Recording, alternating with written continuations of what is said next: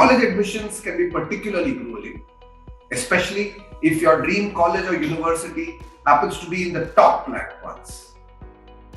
Which is why it's always a smart idea to consider speaking to somebody who's already walked the path. My name is Anand Venkatesan. I'm the founder of mentorscapital.com. We are a mentorship, test preparation, and admissions consulting platform.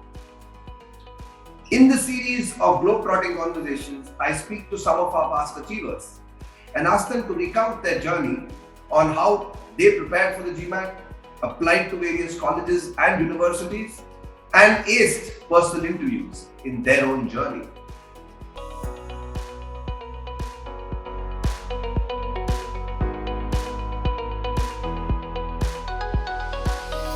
Hi, everybody. In today's globetrotting conversation, I speak with Shubhankar Tyagi. Shubhankar is an NMIMS graduate who went on to, go to the IE Business School in Spain. He's currently pursuing his master's in management from that particular school. Right. Thank you, Shubhankar, for joining me today. Thank you, sir, for having me. Wonderful, wonderful. So I mean, I think just as an icebreaker, you're currently studying at IE. Tell us about your experience at the school. How different is it as compared to your undergraduate education? Right. So, I mean, there's a little paradigm shift between my undergrad and what I studied there and what I'm doing here at IE. So basically, the process so far has been amazing. Just to get here was a long haul, but like once we were here, so basically, I would like to give a background of what I'm doing here. So basically, I'm doing a dual degree, in fact, which is an MIM, which is Masters in Management, and I'm doing a specialization degree in Masters in Consumer Behavior and Marketing. So right now, I just got done with my MIM portion, and I'm going to start my second degree somewhere in September. So yeah. So far, it has been a learning experience. I've come in contact with so many people, and I've built like such a good network. Now, before coming here, all of these words used to sound so facade to me in such a way that, oh, networking is important and all of this is important. But once you're in a school and you realize what you're doing here, you really sort of, get to know that, okay, networking is important and it can bear you some fruitful actions later down the line for sure. And as I've realized this, I'm also sort of making relations that just are not for some virtuous intent, but they also go deeper down the line. So I'm making some really good friends from across the countries. So that was an experience in itself. Very, very candid of you, and I think a very, very important point, because one of the primary reasons why somebody chooses to pursue a master's abroad is to gain employment, right? Is to find a suitable opportunity abroad, and the only way that can actually fructify and can get you, a role that you covet is if you network, right? Both with your peers and outside of it. So, point really stand and point really well taken, Shubhankar. All right. So the first question I have is, talk to me about your experience, right, of, applying to various schools. I know that we sat together and tried to sort of apply to a few schools. But what was your overall perspective about the experience of applying to schools outside India, applying for an MIM program outside India? Right. So first of all, there's the problems that are there when you apply to a college internationally are, of course, very different from what you're looking for when you do your undergrad, and you're probably, catering yourself to more of a domestic market at that point of time. But while going international, there's obviously the first hurdle that was in my way was definitely the availability of choice. So I could basically categorize institutes based on geography. I could base them based on rankings. I could base them on what value it's currently providing in a market that I am sort of tilting into. So all of these different parameters were sort of very overwhelming in a way. And especially I was doing it in a time that was the pandemic. So I was in my house. I really did not have much mobility. So I had to figure all of this out in such a stressful time. So to streamline that took me really long. And it's one of those things that if you do not have these components streamlined, you will dilly-dally later down the line. So it's very, quite intuitive to have everything settled in a, in sort of a hierarchy about how you want to go about the admission process. So that Okay. was sort of my tipping point. Okay. Okay. Fair enough. So you talked about pursuing a double degree, right? As a double masters, where one of them is the MIM, and the other one, which you now start, is going to be the 1 year specialized master in consumer behavior. So it's very exciting because clearly tells me that you're more interested and inclined towards marketing as a field. Is that your career goal? Could you describe it in a little more detail for our viewers? Right. So there's a short anecdote that I'd like to just put it out there. So I started as any other Indian student would. I only knew three choices when I was going to my undergrad was either engineer, doctor, lawyer. Now, Hmm. thankfully, when I came to first for undergrad, that year I got into every private institute for both engineering and my BBAs and all of these other Amazing. degrees that I had in mind. So again, there was the option of choice to me, and in that moment of time, I sort of got influenced about my friends, telling me that, oh, you have a really good rank in both of them, and engineering down the line would like really reap you benefits, and you get a higher pay scale, and it's more of a quote unquote technical job per se. So all of those factors, when I took that into my mind as a 15, 16-year old, I mean, sorry, as a 17, 18-year old, it really didn't, sit right with me. And I was like, okay, maybe Yeah. I'm supposed to do engineering. And by all means, I was never bad at engineering. I was actually academically quite nice. But in my second year, I sort of figured out that, okay, I'm in a really troubled place in terms of what I want to do. This is not Mm. what I want to do. And I see everyone here having some sort of mental inclination towards going engineering and the technical forte of it. But I Mm. was sort of a misfit in that situation, and misfit such that I was good at it, but I just didn't want to do it. So, Okay. and I was halfway down the degree. So it was either I could cover it or I would have to retract and it would take me the same amount of time. So, in that sort of tricky situation, I had to make up my mind that should I chase what I really want to do or should I just chase what I'm halfway already through? And I made Mm. a hard decision of actually giving up engineering because Yeah. I could see that, I could pursue this now. I could probably, pass out of that degree with flying colors.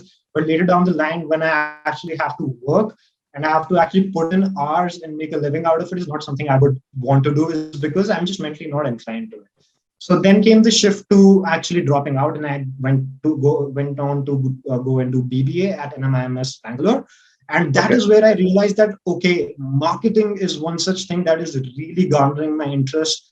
And I did a couple of internships. So I did an internship with Ogilvy where I was doing branding and advertising. I also got a Mm. chance to do a market research internship with Nebula Innovations for more than 6 months. And in those Mm. times, I really realized that, okay, I found my calling. It really gets my creative juices flowing. And no second day is the same to the first one when you're doing marketing. Like there's a new Right. challenge every day. So Right. yeah, so that's how my career has shifted. Now pivoting from there on to now, of course, marketing has still stayed, but it has become more specific in the way of what I want to do within marketing. Because marketing, as Mm. you know, is a big domain. So there's neuro marketing, there's digital marketing, there's research. So coming to this B school and going through these modules and learning that I'm going through right now has really made me laser focus about what I want to do within marketing, which is market research. So that is where I'm trying to, incline my career path going forward. Okay. Okay. So if anybody is listening in to this interview, I think the biggest takeaway from this answer should be try and don't hesitate to try out what you feel is the best choice, whether it's the choice of subject in after school or whether it's trying out internships because I think that's where you get your focus, that's where you get direction, and that's where you understand what you're good at. Right. As Um, long as you have so a tunnel vision about it, you're going to be good. So, I mean, you have to take that chance on yourself right, someday in life. right. Right. Absolutely. So I mean, clearly your undergrad education and the internships you did inclined you towards marketing and told you that you want to pursue marketing. But what told you that you wish to pursue a master's abroad, right? Clearly, you would have considered working in India and then doing an MBA in India. So tell us about why you made this choice of pursuing a program outside India. Right. So for me, the thing was after I completed my BBA, I actually worked for an year with an agri-tech firm called BTech in India, which is an agri-tech startup. So there on the job, okay, I was just a freshman coming in. Of course, I know that people who've been there and have experience in this sort of industry would know more than me, and I was sort of ready for that. But the bridging gap really came when I saw that, okay, the people that are here skilled better than me, have technical skills probably better than me, are not in like the age gap is not that substantial. Like I could see that they are still within that horizon of my age frame. So it really came down to the fact that, okay, in my bachelor's, I did have a core basis of everything that I could cover for the job that was in marketing at that point of time again. So I had the core understanding of what I could do. And of course, a great part of learning comes from on the job training. And that's like one of the ways to figure it out. But you could clearly also see a gap in understanding logical outputs of these people when I compared myself. So I thought, okay, there is a very legitimate skill gap here. Now, how do I go about it? So I tried to do some of, Howard X courses, edX courses, and I gained some tad bit of knowledge about it. Yeah, it was good CV proliferation or whatever, but it did not really, again, coming back to the job, it was the same thing that I was doing. Like I could still see that the skill set was still, there was a distance between us. So that's when I figured out that, a master's would be a good segue into gaining all of these technical skills and how to go about marketing in depth. And then probably if I have these things that, I had the foundation, if I had the building on top of it, that would put me in sort of a perfect situation when I go back to working. And coming here, doing all that, I could totally vouch that that was a good decision, because now I could really see problems that we face in our, actual work, how to tackle them, what are the intricacies of it, how basically how to go about them is what I've learned here better, and more in a practical way as well as a theoretical. Okay. So yeah. Okay. Fair enough. And uh, you know, I know that you applied to a few schools for Right. the MIM program. What sort of inclined you towards the IE business school? Because you had multiple admits, I believe. So I would first like to tell you the sort of college pool that I actually got into. So I got into IE, I got into ISAID Barcelona, I got into NUS, and I got into NTU all around the same time. So again, Mhm. again, I was just availability, options of availability was, kind of tricky for me. So then Problem I of really, plenty, I should say. yeah, problem of plenty is something that, has been a recurring theme in my life, and I would really like it to stop now. But yeah, uh, what happened was, then again, now I needed clear benchmarks, if because when you look at all these four institutes, they are more or less in the rankings. They're playing along in the same category. So IE is currently for the MIM, it's overall in the world fourth. ESAID is shortly followed at fifth, and NTU is somewhere around ninth or 10th. So basically, it was a close call. So I had to really balance out my pros and cons. So the way I Mhm. really looked at my benchmarks were three benchmarks that, again, I did in consideration after having a talk with you. It was number one of the factors was the alumni network. Again, Mhm. this matters a lot in an international background as compared to Indian background, because in Indian backgrounds, the college have something called a placement cell. So you know that, okay, you don't really need to network as much because the college is looking after your your job sort of situation. But outside here, you go to the best of the universities, and you will never find something called a placement cell. They could Correct. give you the best of resources, they could probably put you up in the best of connections, but Right. ultimately you have to do that. The last leg, it's upon That's you. right. Nobody's going to come and give you that, okay, I have this No opportunity, spoon how feeding. about I mass recruit? Because going into a top school, a top B school, again, mass recruiting is something that does not happen. Correct. It's yeah. So basically, alumni network was one of my key criteria factors. Now, when I looked upon the MIM degrees in general, IE was one of the institutes that had been providing an MIM degree for the longest out of all of the Hmm. competitors. Sure. So there was, of course, a bigger, much bigger. So IE actually has the biggest masters, what do you call it, alumni Alumni network in the base. whole of Europe. which is sort of amazing to Wow. really encapsulate. And even the institute has sort of encapsulated that really well. That so there's a portal where you can visit any of the alumni from any of the section of the industry that you're planning to work in, and trust me, you would find at least 10 or 15 or 20 and even more alumni working in like the sectors that you think are probably either primitive or probably are really new, but you would find somebody from IE there, and it Right. helps so much because I am doing a 2-year course right now, so probably I cannot work right now. But my friends who are going to finish their MIM, I've seen Mhm. them gain some of the most amazing opportunities organically just through LinkedIn, connecting with people from IE, and they were good to go. Wow. Wow. Wow. So alumni network definitely when you're going to a B school abroad matters a lot. I cannot stress on it enough because that is your ultimate segue to an opportunity. Right. So that was really one of those factors. Now the second factor was the people that are teaching me this.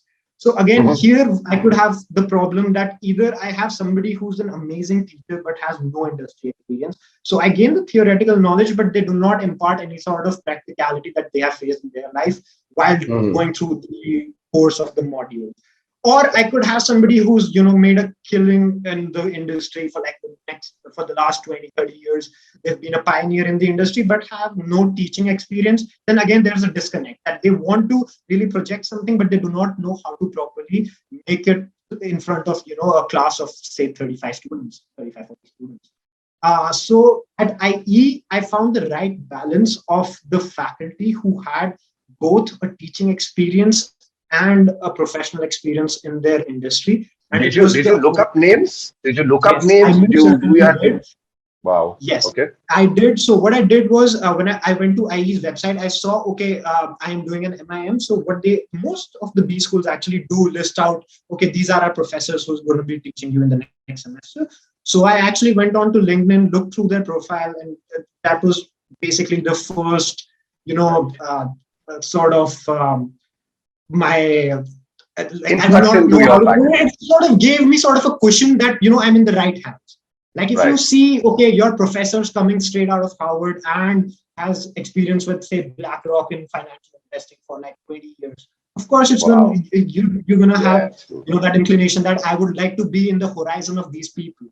So Absolutely. yeah, so that was my second factor, and the third factor, of course. Now this is more debatable, but um, rankings, of course, plays some role. Again, a vital fluff role for your CV proliferation. Like, of course, we could make the argument that it's all about gaining insights, it's all about gaining knowledge and how you go forward with it. But in a corporate environment, you sort of need a room of marketing is important, advertising is important. Hmm. So the way your brand, quote unquote, has been advertised also sort of matters when it comes to getting the jobs because okay, everyone from all of the top B schools makes it out into the job pool. Now, how do they differentiate which one's better, right? So there has to be some benchmark that sort of gives it a credential in a market where it is understood that okay, these are the rankings. So QS rankings, which are one of the most sought after rankings, which you can say are more unbiased rankings per se. It puts my university in the top 10 and it has been doing it for the past 4 years. So that's enough, virtue for me to know that, okay, I'm probably going to a place that is recognized and it's that recognition would be fruitful down the lane for me. Sure. That was Sure. the only reason that I went to IE instead of NTU. So Okay. NTU is closer to my house. Like going to Singapore is so much easier in terms of that, right? And you're Yeah. sort of Absolutely. in an Asian community. You're not coming across too much diversity. But that again, when I look the pros and cons of rankings and diversity and everything, diversity rankings, etc., IE was at the forefront of it. So that's why I did Okay. not go. Okay. So you've talked about how you decided about masters, how you went about applying to schools, and also why you chose the IE Business School over the others where you got admission, right? But let's step back a little, right? A year or so before, when you decided that this was the course of action that you wanted to apply for a master's program abroad, right? Talk to us about when did you first decide that this is something that you want to undertake? prepare for the GMAT, prepare for. I know that IE has their own internal exam, internal assessment that they also consider, but nonetheless, you did spend time preparing for the GMAT, applying, to schools. So when did you start this process? Right. So I actually gave my first GMAT attempt in my last year of my undergrad BBA. And Okay. that I took on the challenge I took on upon my by myself. So I thought, Okay. okay, I'll gather the resources. There's enough resources on the internet, and let's see how the first the first take goes, because I wasn't thinking too seriously of it. I just wanted to gauge the level of hardness, because by that point I'd only heard from my siblings and my friends who had taken it that it's not as easy a cakewalk as one might think to be. But I really wanted to give it a go. So in my third year, I actually gave one try by myself, and of course it didn't turn out the way it was supposed to. But that really Okay. gave me insights about what I need to do and where I need to be and where Okay. I'm at right now. So Okay. that was the first time that I gave. So let's zoom 7 months later. Haven't done anything after it. I finished my BBA, and it coincides with the pandemic. And again, that was the time that I really had time to think about what I want to do. So most Hmm. people are actually in a hurry, and I get that right after college they have decisions to make. So in my particular case, I sort of got lucky there because I had the liberty of time to really figure out what I wanted to do. Did I really wanted to jump after a bachelor's right into a job, gain some experience, and then go do a master's? Or do I, directly approach some of the masters? Because most master's degree have a 0 to 2 years of experience as a requirement. Right? So maybe at that point of time, it was in my head that I could probably also hack it without any experience. So I had a lot of those decisions going in my head. Is when I came to you that how should I really approach it? And then we decided that it's worth trying right now based on the cards that we were dealt back then in pandemic. And we also considered contemplating that even if we get the admit now, we would defer it for a year, because experience really counts. I cannot Yeah. imagine me having the same experience doing this course online as much as it would have been now that I'm in class offline doing Same. all of the other things, etc. as well, That's right. That's right. outside the class. So we really contemplated that as well. So in that time frame, I'm really glad that I had your guidance, that you said that this is also a good time to sort of work on your, because GMAT is not a cakewalk. You can't do it in 2 months and be like, okay, I have aspirations for a 700 plus score out of 800 the first couple of months on my first try. I mean, that's not how it plans out. It doesn't Yeah. pan out for at least, I would say, 90% of the people doing that. So Hmm. in that time is really we unpacked that, okay, we need to prepare for GMAT. We need to give it at least 3 to 4 months for my second attempt, which we did. Hmm. In that time frame, we catapulted on, what are my strengths, what are my weaknesses within the GMAT structure, and then, figuring that out, figuring our application pool out. That was one of the major concerns, because again, I wanted to go to Germany, I wanted to go to Spain, I wanted to go to UK, and all of them at that point of time, sounded like equal opportunities to me. And like my basket was full, and I didn't know which ones to take out, which ones to keep in, which course would catapult my career in a particular way. So you made me talk to a lot of people who had actually done the same course at IE, and that was also really insightful about career prospects, or what are the expectations of the institute from the students while my time there. So that really helped. So I would say pandemic was really the time that I figured that, okay, I would really like to develop on my skill set a lot more, and then go Hmm. out into the corporate world with all of the knowledge that I had built upon during Hmm. my bachelor's and my master's, and then go to the corporate and find my way. Got it. Got it. So what you're saying is that you took about 4 to 5 months. I mean, you'd recommend at least 4 to 5 months for preparing for the GMAT, and another maybe couple of months or so to get your applications ready Yes. to sort through those things. So although I mean, from what you say, taking the GMAT exam early in college, in the final year of graduation, really sort of gave you perspective about the test itself and what you need to work on and improve, right? Yes, most definitely. All right. Okay. And okay, I'm not gonna dwell too much on the GMAT, but uh, for you personally, which is one area on the GMAT exam that gave you the most amount of trouble? Oh, I know the answer to this hands down because I was always sure of my verbal. I was sure of IR.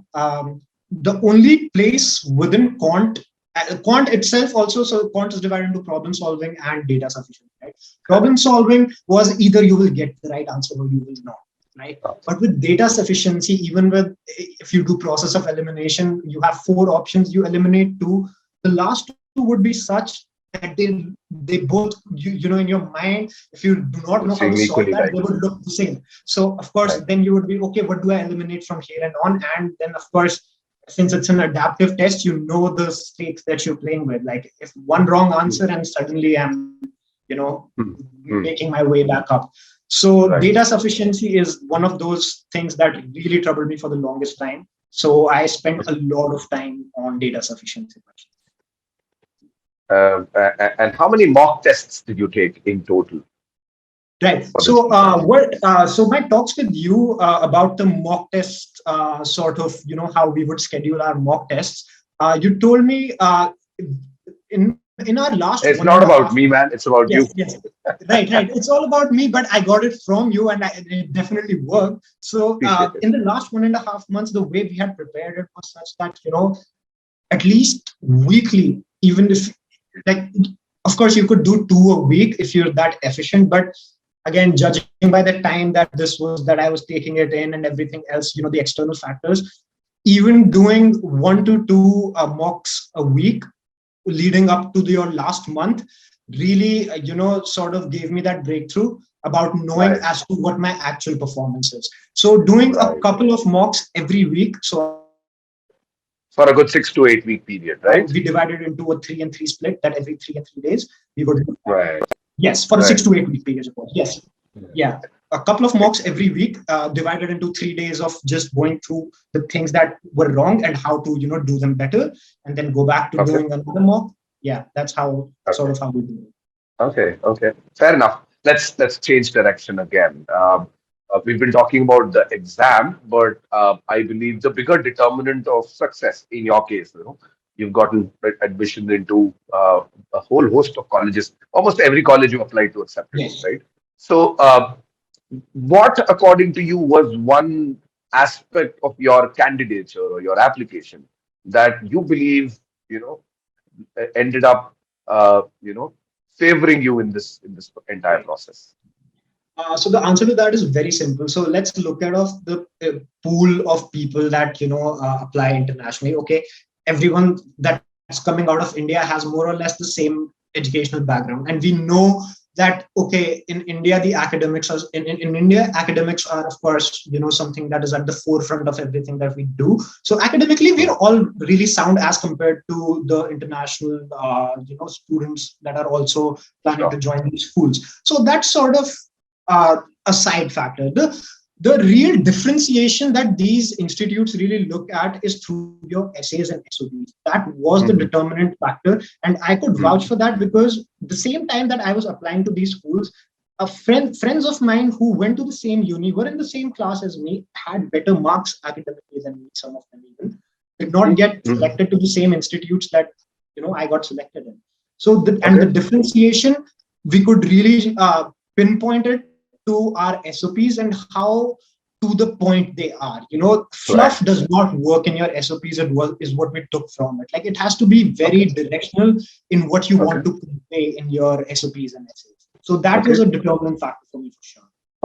Okay. Not the fact that you gained experience and that you were applying for a program in marketing and specializing in marketing. It's the sheer numbers of it. You know, like when I'm gaining experience, I'm pretty sure at least 1 million other people are doing the same thing as me. So the differentiation factor really comes out to, why do you think you're better than those who have the same caliber as you? And as long as you're able to chart that out on pen and paper well, in a structured and, you know, or online way, as it is today. Yeah, of course. By pen and paper, of course, I mean that. Yeah. So as long as you can structure that really well and convey your message about how and why you should be the person they should be selecting in a pool of rather standardized people, is the way. So interesting. So I mean, all of us, I think most applicants to B schools or universities abroad will realize that essays are important, right? But I mean,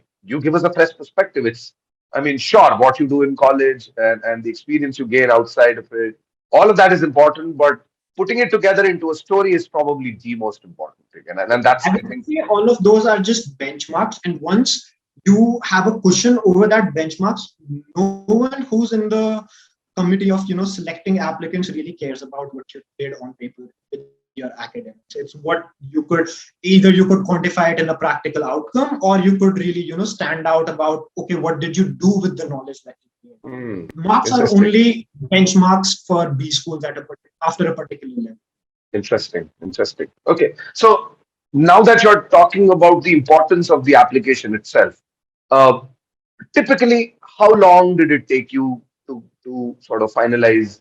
Surely you spent enough time at it, right? So how long does a typical application take? Is it the same for all universities, or did the time taper down as you applied to later universities?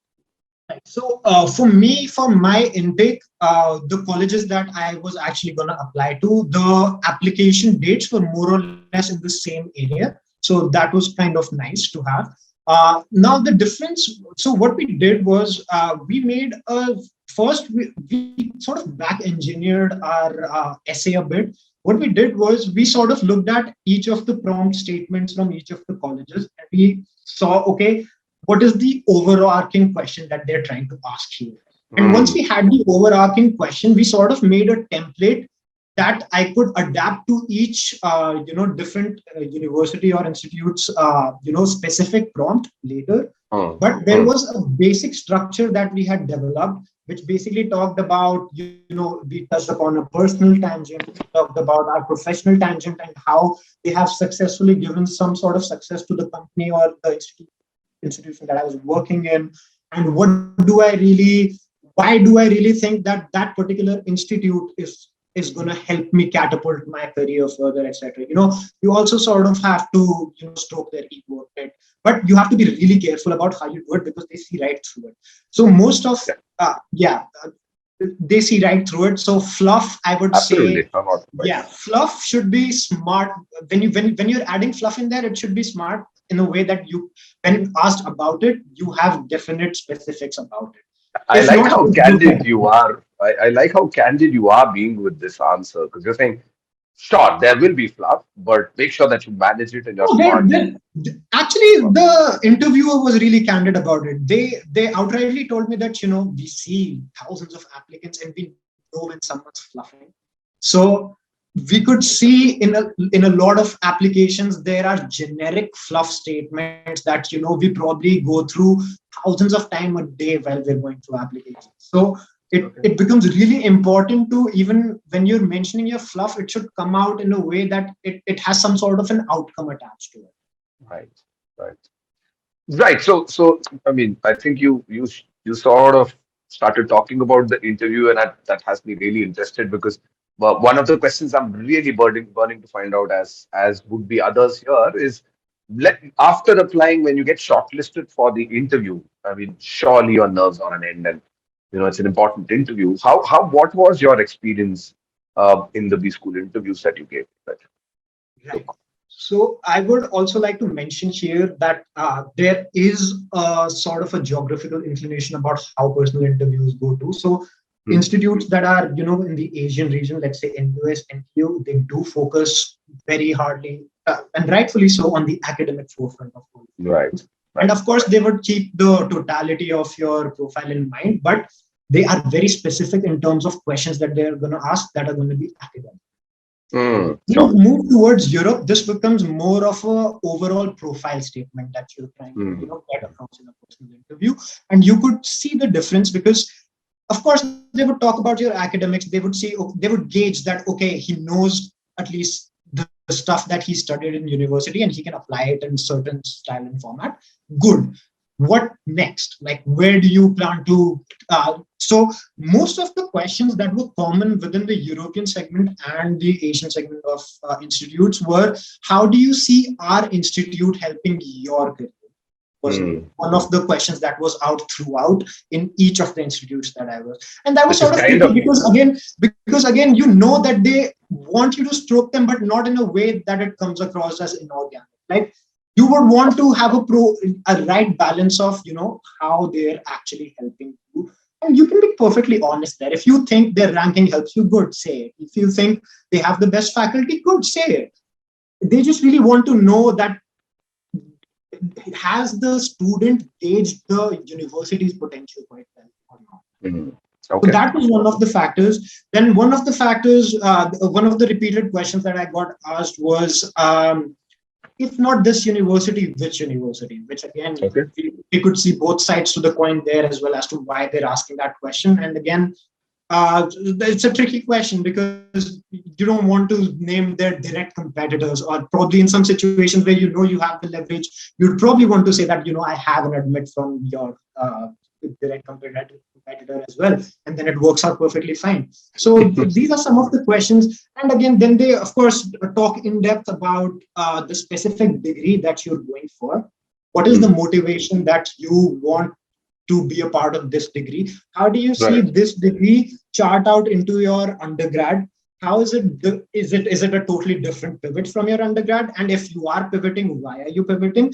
And do you Mhm. see this pivot last as a long pivot, or it's just again one of the short pivots that you're doing for the time frame? Okay. These are some of the Okay. questions, and also this they do stress on your personal side as well. So they would try Okay. to indulge into your failures and successes quite a bunch. So you should Right. really chart out your. So I would say everyone can talk about their strengths quite well, but when it comes to weakness, we really do not know how to go about it, because we also do not want to come across as too short, but we also don't want to come across as, oh, I do not have any weaknesses, because that's not right, right? So really, when it comes to questions like these, chart out your answers beforehand. Okay. Okay. Fair enough. Fair enough. Um, all right. You look at the totality of your admissions journey, and and obviously most of the people watching this interview are thinking of are probably in the middle of it, or are considering getting into the race. Any specific advice that you haven't mentioned so far? Anything outside of what we've discussed that you'd like to convey to a Right. prospective So student? I know this is a very tricky time right now for a lot of applicants, because I have a lot of friends who are also applying this year.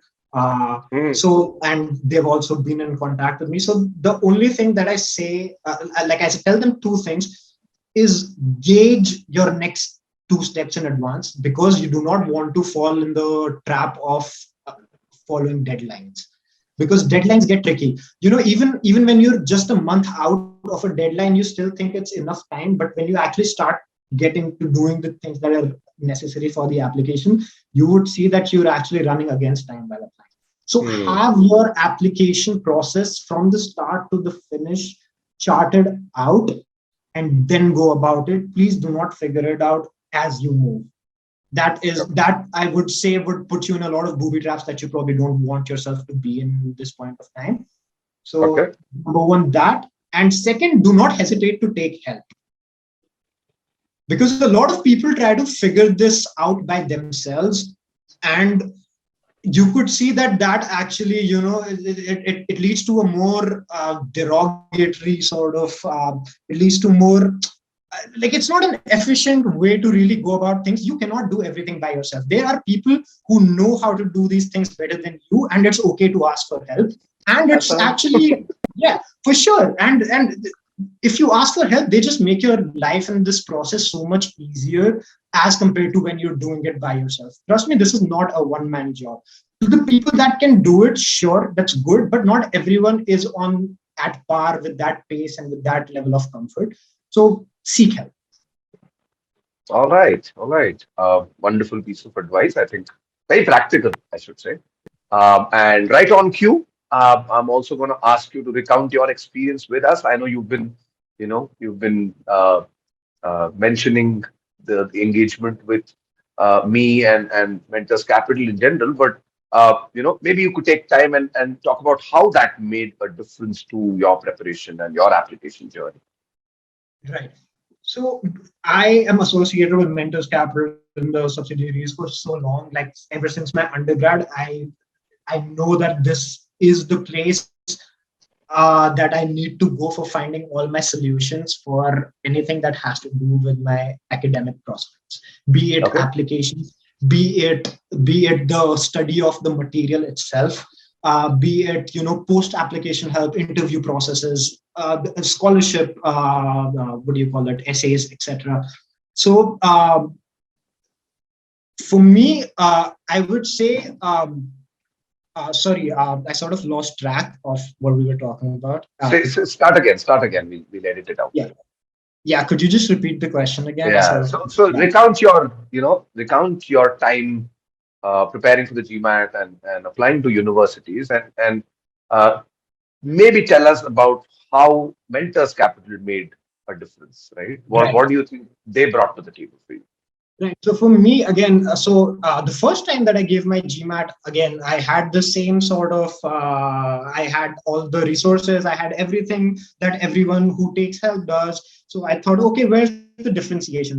It's maybe just about me putting into enough effort into it, and that should suffice.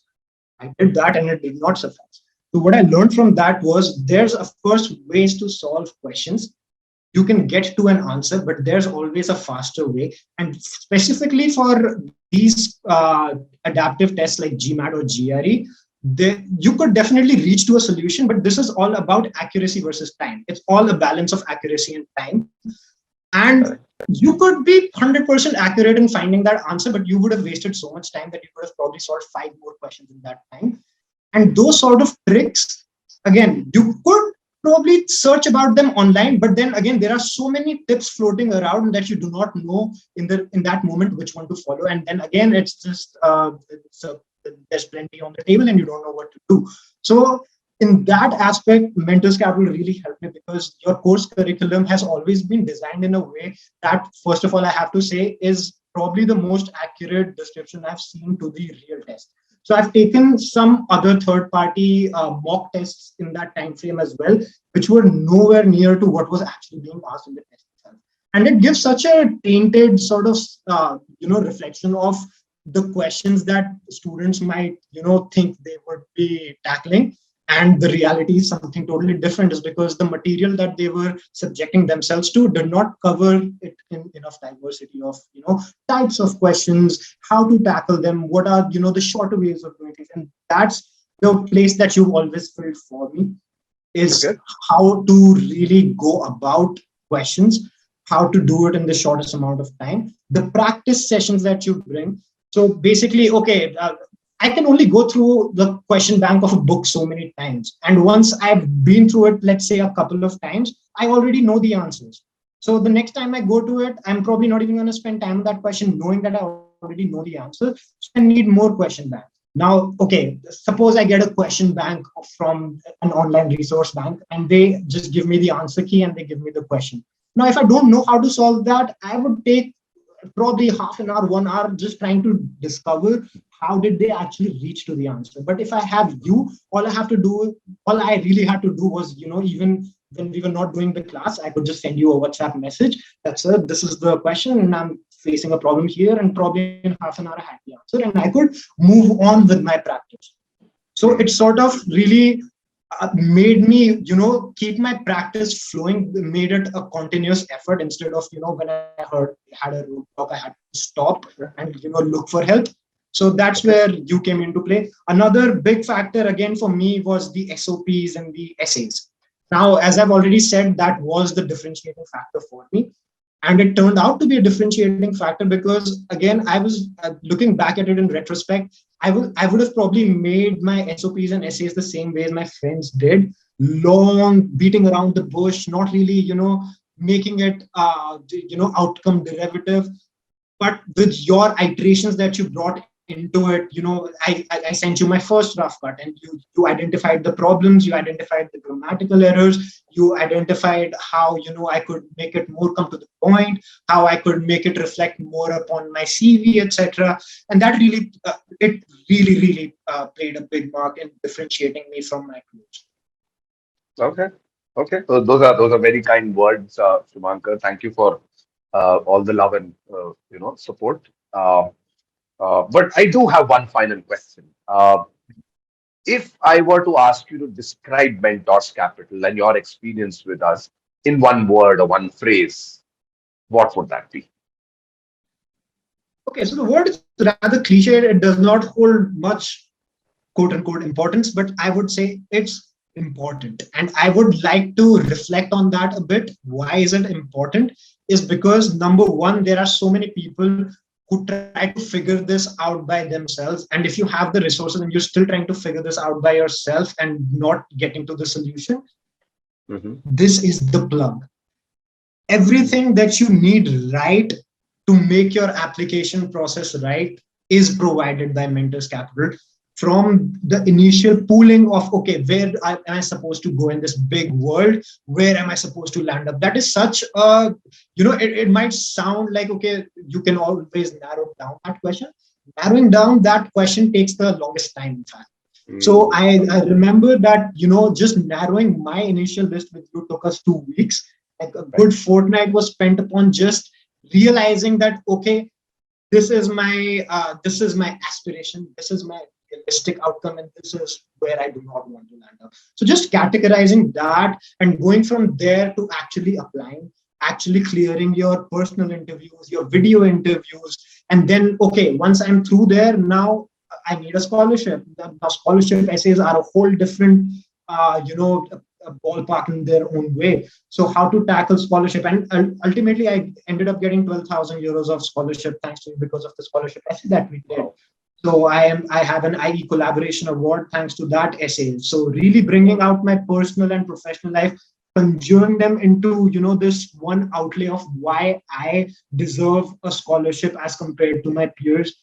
That was again a very differentiating factor, and it really helped me financially as well, because now I'm paying 12,000 euros less on my overall total degree value, and that's a substantial amount, and I'm Yeah, saving that at the end of the day, all thanks to you. absolutely. So, Absolutely. And I'm glad you told completely, I think, deserve this, scholarship. I mean, as much as I'd like to take credit for all of it, I guess we did help, but it was all there, right? It was all the things that you'd done that we sort of just portrayed it well, right? right, but if I did not portray it right, it would have never made the cut. So Okay. thanks for that. Props to you and Abhishek sir for that, for sure. All right. Awesome. This has been a eye-opener of a conversation. You've been very candid and detailed with your answers, and I'm sure people watching will take plenty from this video, from the experience of a successful candidate like yours. I wish you the very best in your journey, Shubhankar. I know there's still a year to go, but I seriously wish that you find your dreams and you meet them and you surpass them. Right? Yes. All the very best, and do keep in touch.